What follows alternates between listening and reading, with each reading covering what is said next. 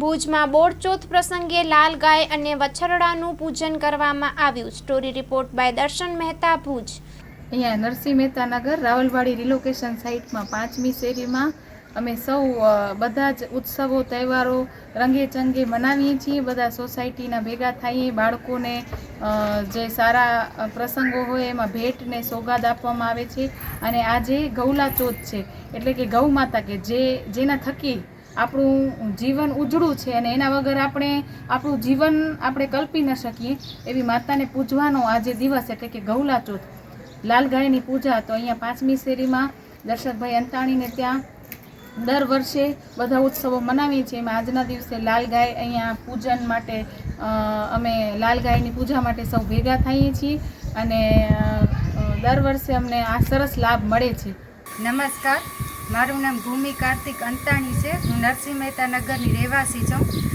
આજનો દિવસ એટલે કે શ્રાવણ સુદ ચોથ, જેને બોળચોથના દિવસ તરીકે પણ ઉજવવામાં આવે છે।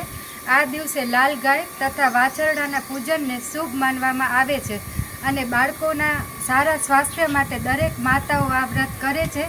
આ દિવસે ગાયને બાજરો, પછી મગજના લાડુ અને વિવિધ વાનગીઓ ખવડાવી અને ગાયનું પૂજન કરવામાં આવે છે। આખો દિવસ ગાયનું સૌ કોઈ પૂજન કરે છે અને બોળચોથની ઉજવણી કરે છે। નમસ્કાર, મારું નામ સ્વાતિ સોની છે। આજે બોળચોથ છે, બોળચોથના ગાયનું પૂજન કરવામાં આવે છે અને અમારા નરસિંહ મહેતા નગરમાં દર વર્ષે લાલ ગાય અને વાછરાનું પૂજન કરવામાં આવે છે।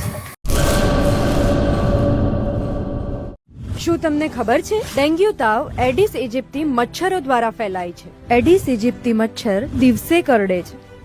આ મચ્છર ઘરમાં જમા થયેલ પાણીમાં ઉત્પન્ન થાય છે। આ મચ્છર ઉત્પન્ન ના થાય એના માટે શું કરવું જોઈએ?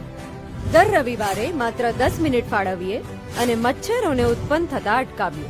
આપણા ઘરની અંદર તેમજ આસપાસના 10 મીટરના વિસ્તારમાં રહેલા ઉપયોગમાં લેવાતા પાણીના પાત્રોને હવાચુસ્ત ઢાંકણથી બંધ કરીએ। જેની જરૂર ના હોય એવા બિન ઉપયોગી સંગ્રહ કરેલા પાણીનો નિકાલ કરીએ।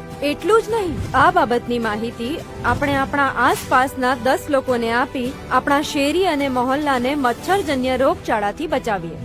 આપણા પરિવાર માટે 10 મિનિટ ફાળવીએ, મચ્છરોની ઉત્પત્તિ અટકાવી મચ્છરજન્ય રોગોથી બચીએ। આરોગ્ય અને પરિવાર કલ્યાણ વિભાગ, ગુજરાત સરકાર દ્વારા જનહિતમાં જારી।